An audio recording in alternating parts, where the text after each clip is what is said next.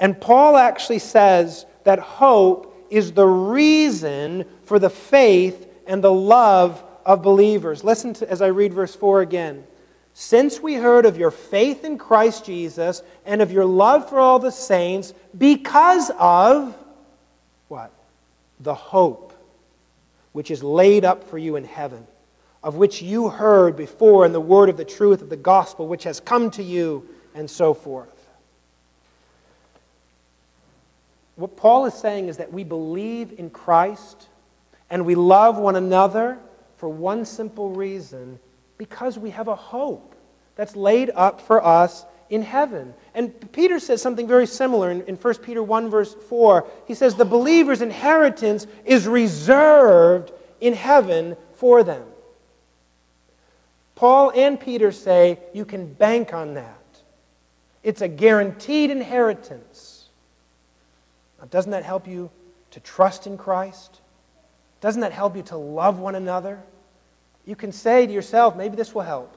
Maybe this will help. I've only got to love that person for the next 10 years.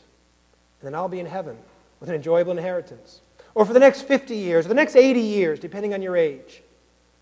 I can take scorn. I can love that person and expect them not to treat me kindly. And you know what? It's all right. Because I have an inheritance laid up in heaven for me. That gives us hope. It provides a sense of perspective in terms of what's expected of us. Nothing can change your life more than coming to the understanding that you are an heir of heaven.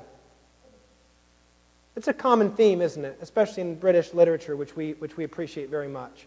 But even in American literature, someone finds that one day they have inherited a massive sum of money. And it changes their life. They were poor, they ran ragged, they may have treated others poorly.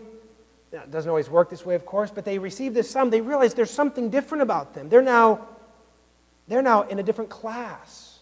They have to behave different. They're no longer street urchins. They're ladies. They're gentlemen in society. It changes who you are, understanding that you have a hope, that you are an heir of heaven. Do you remember what Paul said about the Ephesian Christians before they came to faith in Christ?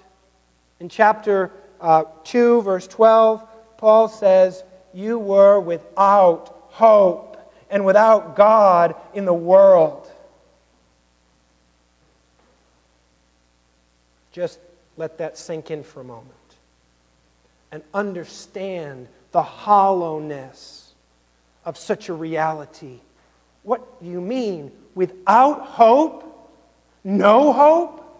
No prospects? No good news in my future? That's right, none. Because you're without God. But Paul says you've been brought near. You've come in to the family of God, and that changes everything. It gives you a hope that you never had before.